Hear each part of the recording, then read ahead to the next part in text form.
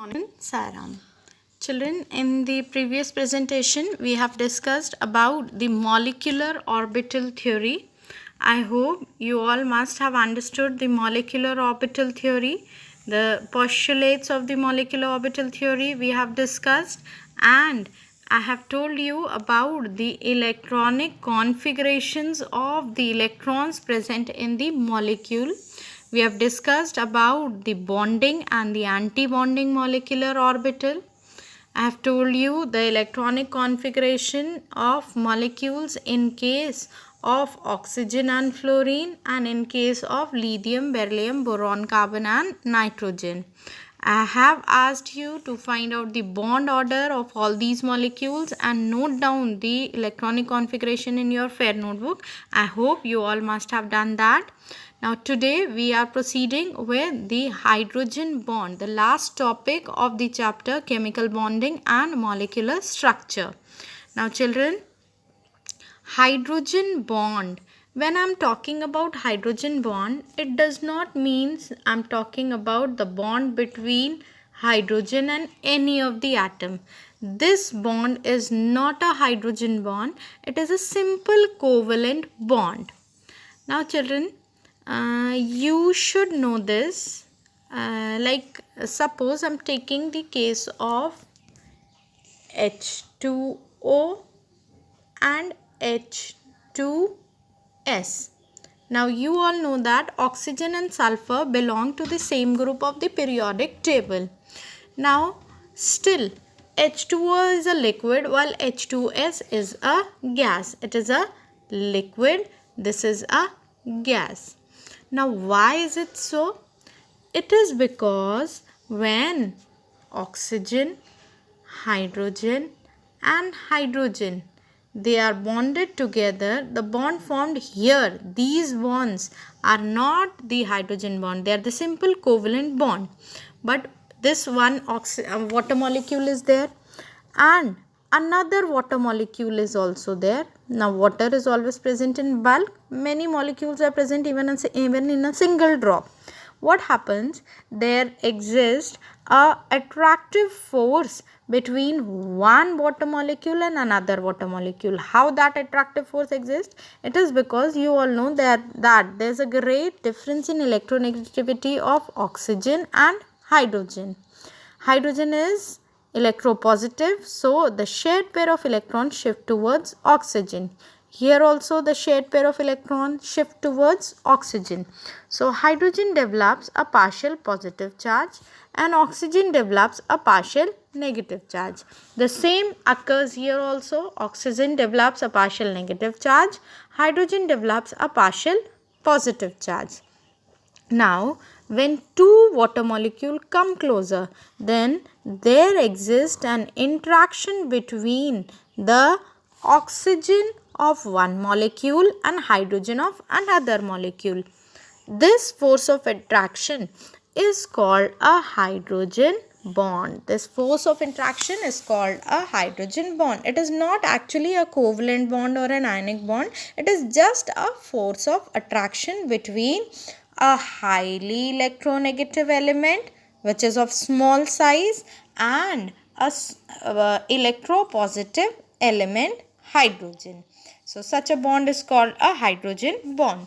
Now how will I define a hydrogen bond? It can be defined as the attractive force which binds the hydrogen atom of one molecule with the electronegative atom of another molecule.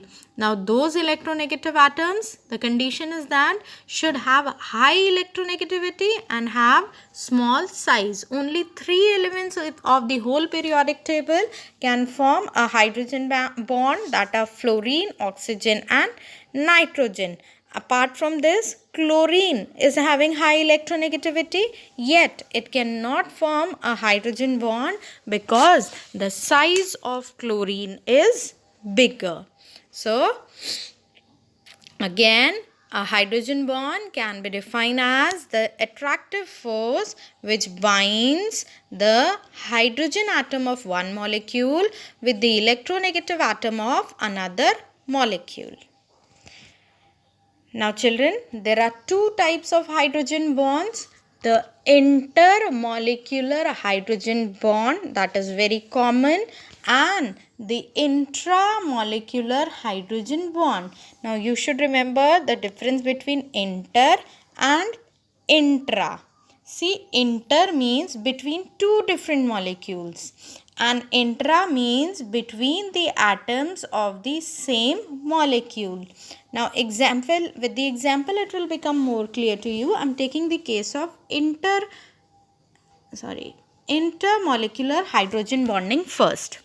Now it is formed between two different molecules of same or different compounds. Like for example, if I am taking example of water and alcohol. In OH, this is water, and alcohol is like CH3OH. Now CH3OH is alcohol and H2O is water. When the hydrogen bond exists between these two different molecules or between two same type of molecules but which are actually different, like this, such a hydrogen bond is called a intermolecular hydrogen bond, that is between two molecules. In between two molecules, the molecules can be same also, they can be different also. Such a hydrogen bonding is called a intermolecular hydrogen bond. Now coming to intramolecular hydrogen bond. It is a hydrogen bond which is formed when hydrogen of atom is in between two highly electronegative atoms present within the same molecule. An example is orthonitrophenol. Orthonitrophenol is a phenol molecule is there. Phenol is this benzene ring and a OH group. Here is the OH I am showing like this. This is phenol. At ortho position, a nitro group is present, N double bond O, and a coordinate bond with this oxygen. So at nitro position, NO2 is present, and this is OH, that is orthonitrophenol. Now these two oxygen and hydrogen atom are a part of a same molecule, but still a force of interaction exists between the two atoms. Such a force of interaction is called a intramolecular hydrogen bond. It is present within the same molecule. So these are the two types of hydrogen bond. You have to remember the conditions for formation of hydrogen bond. Conditions.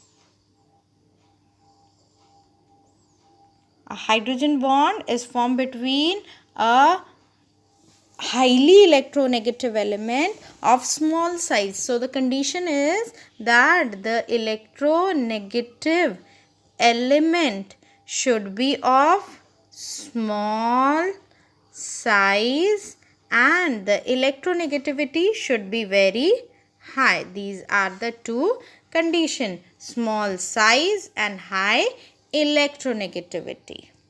Now children, this was all about the last topic of your chapter. Now it is a request you all kindly download the PDF from the NCERT site of NCERT solved questions from the internet, and do note down all the questions in your fair notebook. We can discuss a few questions here, but all questions we are not going to discuss. If any problem is there with any of the question, you can ask me in the live class. We will discuss some of the questions. Like first question of your NCERT book is, explain the formation of a chemical bond. How is a chemical bond formed? See, the language may be different but the meaning is the same. Here it is written, according to the Cossel and the Lewis concept, the atoms combine together in order to complete their respective octets. So why a chemical bond is formed? To complete the respective octet and acquire the inert gas formation. So it can occur either by sharing of electron or by transfer of electron. So how will you explain the formation of a chemical bond? You will say the chemical bond is formed in order to become stable.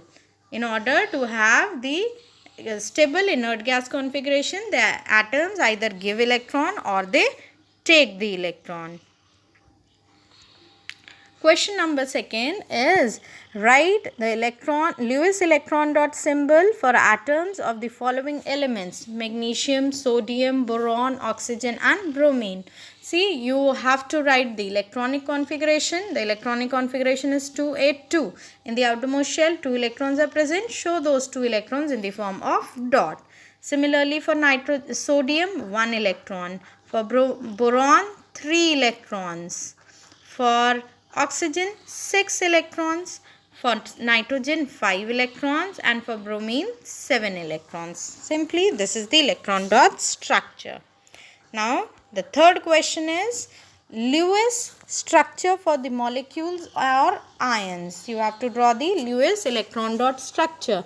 Here, general is simply you have to show the number of electrons present in the outermost shell. For H2S, the structure is like this. For SiCl4, this is the structure. You have to show all the electrons. Now, next is define octet rule. What is octet rule? Octet rule means each atom wants to acquire the stable configuration. What is its significance? The significance is that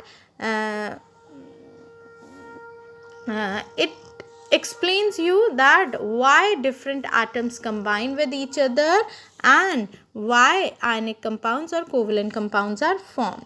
Limitations we have discussed while I was teaching you also, that it is not applicable for all the atoms. The octet rule is not applicable for the compounds like XeF2, XeF4 and many of the other compounds in which the octet of the central atom is not complete. Next is write the favorable factors for the formation of ionic bond. Favorable factors are low ionization enthalpy of metal atom, the electron gain enthalpy of non-metal should be high, and the lattice enthalpy of the compound form should be high. Then only a stable ionic bond is formed. Next is on the basis of Vesper's theory, you have to discuss the shapes of these molecules. When I was teaching you Vesper theory, I have already discussed the shape of all these molecules. Kindly go through that. Although geometries of ammonia and water molecule are distorted tetrahedral, but the bond angle in water is less than ammonia. It is why? Because I have told you in case of ammonia only 1 lone pair and 3 bond pairs are there, and in case of water molecule there are 2 lone pairs and 2 bond pairs. That is why this is there. Next is, how do we express the bond strength in terms of bond order? I have told you single bond, that is when the bond order is 1, single bond is longer, bond strength is less. When there is a double bond, the bond is shorter, bond order is 2, bond is short, it is stronger.